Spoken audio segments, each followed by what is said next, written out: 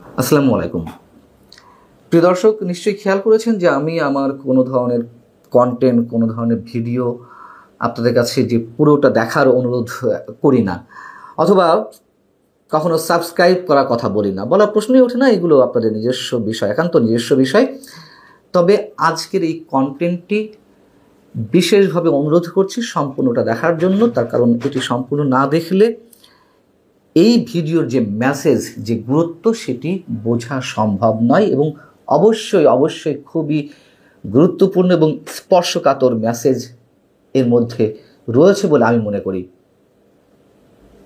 বিষয়টি হচ্ছে যে ইলন মাস্কের স্টারলিংকের কারণে ভয়ঙ্কর নিরাপত্তা ঝুঁকির মধ্যে যেতে চলেছে বাংলাদেশ, এবং এই ধরনের নিরাপত্তা ঝুঁকি থাকার পরেও রহস্যজনক কারণে জ্ঞাতসারে কিংবা অজ্ঞাতসারে খোদ আমাদের সরকার বাংলাদেশকে এই ধরনের ভয়াবহ নিরাপত্তাহীনতার ঝুঁকির মধ্যে ফেলে দিচ্ছে।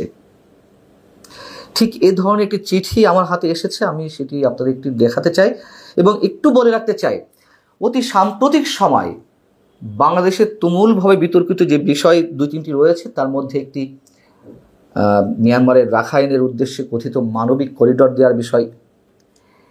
এটি তার সঙ্গেও ওতপ্রোতভাবে সম্পৃক্ত বলে আমার কাছে মনে হচ্ছে।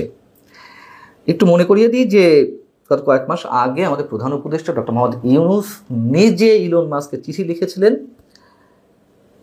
তার স্টারলিংকের মাধ্যমে বাংলাদেশে ইন্টারনেট পরিষেবা দেওয়ার জন্য যাবতীয় যা করার বাংলাদেশ সরকারের পক্ষ থেকে করা হবে এবং 90 দিনের মধ্যে যা তারা ইন্টারনেট সেবা দিতে পারে সেই ব্যবস্থা তারা করবে, এবং সেটি করা হয়েছিল কোনো ধরনের ফর্মালিটি ছাড়াই।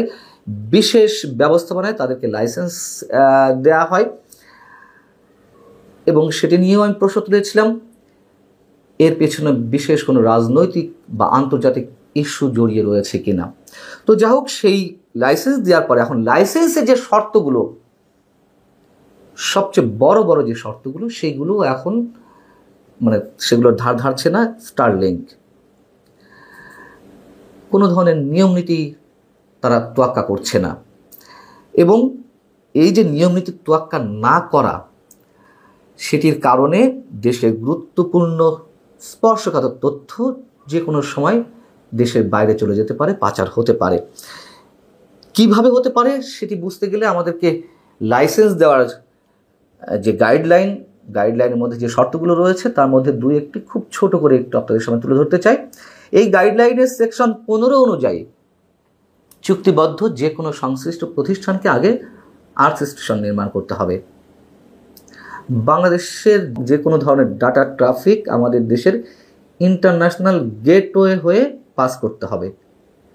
সেকশন 26(4) অনুযায়ী অবশ্যই লফুল ইন্টারসেপশন বা আইনগত যে বাধা সেটি মেনটেন করতে হবে, অর্থাৎ সংক্ষেপে যেটিকে বলা হয় LI এর সুযোগ রাখতে হবে। LI বা লফুল ইন্টারসেপশনের উদ্দেশ্য হচ্ছে ডাটা ট্রাফিক মনিটরিং করার জন্য DPI নামে আমাদের একটি স্থাপনা রয়েছে, যার মধ্য দিয়ে বাধ্যতামূলকভাবে ওই প্রতিষ্ঠানগুলোকে ট্রাফিক পাস করতে হবে।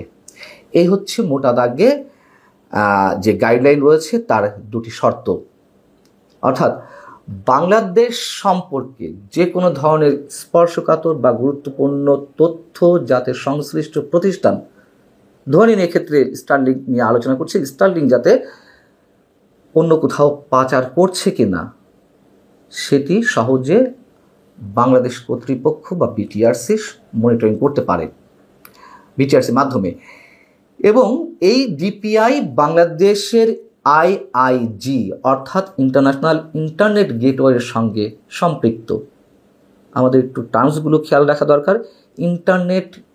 ইন্টারন্যাশনাল ইন্টারনেট গেটওয়ের সঙ্গে সম্পৃক্ত DPI, কিন্তু ইলন মাস্কের স্টারলিংক BTRCর সঙ্গে দেন দরবার করছে যে না, তারা ইন্টারন্যাশনাল ইন্টারনেট গেটওয়ের মাধ্যমে ডাটা পাস করবে না। তারা কি করতে চায়? তারা IPLC অর্থাৎ ইন্টারন্যাশনাল প্রাইভেট লিজ সার্কিটের মাধ্যমে সিঙ্গাপুর এবং ওমানে ডাটা ট্রান্সফার করবে। কিন্তু ডিপিআই তো আর আইপিএলসির সঙ্গে সম্পৃক্ত নয়। ডিপিআই হচ্ছে আইআইজির সঙ্গে সম্পৃক্ত, ইন্টারন্যাশনাল ইন্টারনেট গেটওয়ে। তারা কেন করতে চাচ্ছে? খুব সহজে আমরা ধরে নিতে পারি তাদের দ্রবিসন্ধি হচ্ছে, আসল দ্রবিসন্ধি হচ্ছে তারা বাংলাদেশের ডিপিআই সিস্টেমকে পাশ কাটিয়ে ইন্টারন্যাশনাল প্রাইভেট লিজ সার্কিট আইপিএলসির মাধ্যমে ডাটা পাস করতে চায়, যাতে আমরা কোনো ধরনের মনিটরিং করতে না পারি। এবং এই যে দুটি সেকশনে কথা বললাম গাইডলাইনে, এ বিষয়ে দেন দরবার করছে বিটিআরসির সঙ্গে স্টারলিংক। বিটিআরসি রাজি হচ্ছে না। তারা কি করলো? রহস্যজনক কারণে খুবই জরুরি ভিত্তিতে, তাদের ভাষায় খুব জরুরি ভিত্তিতে তারা তাদের কার্যক্রম শুরু করতে চায়। এই জন্য বিটিআরসিকে পাশ কাটিয়ে আমাদের প্রধান উপদেষ্টার বিশেষ সহকারী তথ্য ও যোগাযোগ প্রযুক্তি বিষয়ক মন্ত্রণালয়ের বিশেষ সহকারী ফয়েজ আহমেদ তোয়েবের কাছে একটি চিঠি দেয় তারা আনুষ্ঠানিকভাবে। আনুষ্ঠানিক অনানুষ্ঠানিক যাই হোক, এটি তার কাছে পার্সোনালি দেওয়া হয়, যে সেখানে লেখা হয় 13 মে থেকে তারা পরীক্ষামূলকভাবে কমার্শিয়াল টেস্টে যেতে চায়। খেয়াল করবেন যে চিঠিতে স্পষ্ট করে লেখা রয়েছে, আমি স্ক্রিনে দেখাচ্ছি, তারা কমার্শিয়াল টেস্টে যেতে চায় 13 মে থেকে। এবং ফয়েজ আহমেদ তোয়েব সাহেব 90 দিনের জন্য সেই চিঠিতে অনুমোদন দিয়েছেন। এখানে তার সিল স্বাক্ষর সিগনেচার রয়েছে। কিন্তু বাস্তবতা তো নিশ্চয়ই ভিন্ন।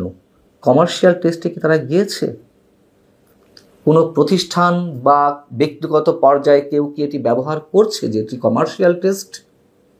তাহলে তারা কি করছে? এবং তারা যে শর্ত দিয়েছে যে 90 দিন তারা এটি তাদের কার্যক্রম চালিয়ে নিতে চায় এবং 90 দিনের মধ্যে আর্থ স্টেশন তারা স্থাপন করবে। আমরা তো কোনো টেকনিক্যাল পার্সন নই, যারা এ বিষয়ে বিশেষজ্ঞ নিশ্চয় তারা ভালো বলতে পারবেন। তারপরেও আমরা এটুকু চোখ বন্ধ করে বলে দিতে পারি যে 90 দিনের মধ্যে কোনো ধরনের কোনো আর্থ স্টেশন স্থাপন করা সম্ভব নয়। এটি করতে ন্যূনতম 6 মাস থেকে 1 বছর লাগার কথা। তাহলে তারা কি করছে? উদ্দেশ্য কি হতে পারে? এবং নিঃসন্দেহে এখানে সংশয় সন্দেহের যথেষ্ট কারণ আছে যে তারা আমাদের সমগ্র বাংলাদেশ এবং বাংলাদেশ বিরোধী যে কোনো তথ্য আমেরিকার স্বার্থে, যুক্তরাষ্ট্রের স্বার্থে যে কোনো গুরুত্বপূর্ণ তথ্য তারা পাচার করে নিয়ে যেতে পারে। যেহেতু আমাদের মনিটরিংয়ে কোনো উপায় থাকছে না, তারা নিয়মিতভাবে যে কোনো স্টিল ছবি হোক, ভিডিও ফুটেজ হোক, সেগুলো তারা পাস করতে পারে। যেমন আমাদের পার্বত্য অঞ্চল, আমাদের সমুদ্র বন্দর, বঙ্গোপসাগরে যেই নৌযানগুলো চলাচল করে সেগুলো তথ্য, ভিডিও ফুটেজ, ছবি তারা পাস করতে পারে। এবং আমি আরাকান আর্মির কথা বলছিলাম, তারা যে কোনো ধরনের মনিটরিংয়ের ব্যবস্থা রাখতে দিতে চাইলো না বা আমরা রাখতে পারলাম না, এর মাধ্যমে আরাকান আর্মি যে স্টারলিংকের ডিভাইস ব্যবহার করছে না, স্টারলিংকের ডিভাইস ব্যবহার করে তারা যে কোনো ধরনের জঙ্গিবাদী কার্যক্রম অথবা যে কোনো ধরনের ষড়যন্ত্রমূলক কাজে লিপ্ত হবে না, সে বিষয়ে আমরা নিশ্চিত হব কীভাবে। উদাহরণ হিসেবে যদি আমি তুলে ধরি, 2024 সেপ্টেম্বরে আপনাদের মনে আছে ভারতের মণিপুরে যখন জাতিগত সংঘাত শুরু হলো কুকি এবং মেইতেই গোষ্ঠীর মধ্যে, তখন সেই রাজ্যের দায়িত্বরত পুলিশ সদস্যরা একের পর এক তল্লাশি চালাচ্ছিল এবং এই তল্লাশি চালানোর সময়ে অনেক ধরনের আগ্নেয়াস্ত্র তারা উদ্ধার করলো এবং একই সঙ্গে সেখানে স্টারলিংকের ডিভাইস পাওয়া গিয়েছিল। এবং সেই ডিভাইস ব্যবহার করে ভারতের মণিপুরের জঙ্গিবাদী কার্যক্রমের সঙ্গে যারা যুক্ত তারা খুব সহজেই যে কোনো ধরনের যোগাযোগ ব্যবস্থা স্থাপন করে আসছিল। এখন এটি বাংলাদেশে এইভাবে ব্যবহারের কারণে যদি কোনো ধরনের জঙ্গিবাদী কার্যক্রমে এই ডিভাইসগুলো ব্যবহার করা হয় অথবা আরাকান আর্মি তাদের স্বার্থে এই ডিভাইসগুলো ব্যবহার করে, তাদের স্বার্থে মানে যুক্তরাষ্ট্রের যেই বার্মা অ্যাক্ট রয়েছে, যেই বার্মা অ্যাক্টকে সামনে রেখে তারা কথিত মানবিক করিডোরের দাবি জানিয়ে আসছিল, সেই ধরনের কোনো কার্যক্রম শুরু হয়ে যায়, সেক্ষেত্রে কি হবে?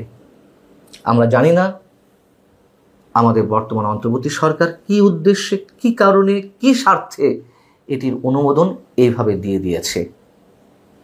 ভালো থাকুন সবাই। আল্লাহ হাফিজ।